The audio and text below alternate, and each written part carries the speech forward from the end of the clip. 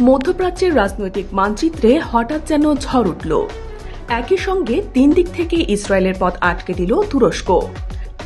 বাণিজ্য বন্ধ, বন্দর নিষিদ্ধ আর আকাশপথের দুয়ারও সিল করে দিল আঙ্কারা। শুধু প্রতিবাদ নয়, এবার কার্যত সব সম্পর্ক ছিন্ন করল তুরস্ক। কিন্তু একটি ন্যাটো সদস্য দেশ এত বড় পদক্ষেপ নিল কেন? এই সিদ্ধান্ত কি শুধু আবেগের বহিঃপ্রকাশ, নাকি হিসেব কষে নেওয়া এক কূটনৈতিক চাল? ২৯ আগস্ট তুরস্কের জাতীয় সংসদে অনুষ্ঠিত বিশেষ অধিবেশনে পররাষ্ট্রমন্ত্রী হাকান ফিদান আনুষ্ঠানিক ঘোষণা দেন, ইসরায়েলের সঙ্গে সব ধরনের বাণিজ্যিক লেনদেন বন্ধ, তুর্কি পতাকাবাহী জাহাজ আর কোনোদিন ইসরায়েলি বন্দরে ঢুকতে পারবে না। এমনকি আকাশপথও বন্ধ থাকবে ইসরায়েলি ফ্লাইটের জন্য।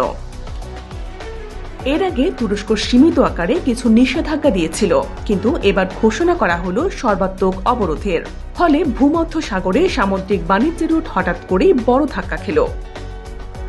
বিভিন্ন আন্তর্জাতিক গণমাধ্যম বলছে এই নিষেধাজ্ঞা পুরোপুরি শতভাগ নয়।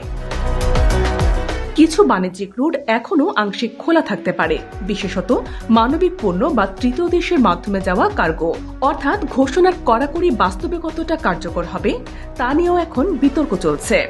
কূটনৈতিক বিশ্লেষকরা বলছেন এটি হয়তো আঙ্কারার কৌশলগত চাপ। একদিকে ফিলিস্তিন ইস্যুতে বিশ্ববাসীর সমর্থন আদায়, অন্যদিকে ইসরায়েলের উপর সরাসরি চাপ তৈরি করা। তুরস্কের এই কঠোর অবস্থান শুধু গাজার যুদ্ধক্ষেত্রেই নয়, পুরো মধ্যপ্রাচ্যের কূটনৈতিক সমীকরণকে নাড়া দিচ্ছে। ফিলিস্তিনপন্থী দেশগুলো আঙ্কারার সিদ্ধান্তকে স্বাগত জানালেও মার্কিন যুক্তরাষ্ট্র সহ পশ্চিমা মিত্ররা এতে অস্বস্তিতে পড়তে পারে। এই পদক্ষেপ তুরস্কের অভ্যন্তরীণ রাজনীতিতেও আলোচনার ঝড় তুলেছে।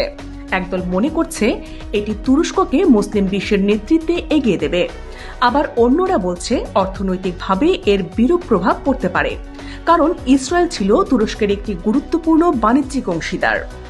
এই অবরোধ কতদিন টিকে থাকবে? গাজার পরিস্থিতি বদলালে কি তুরস্ক আবারও সম্পর্ক পুনরুদ্ধার করবে, নাকি ইতিহাসে এটিই হবে দুই দেশের মধ্যে দীর্ঘস্থায়ী বিচ্ছেদের সূচনা?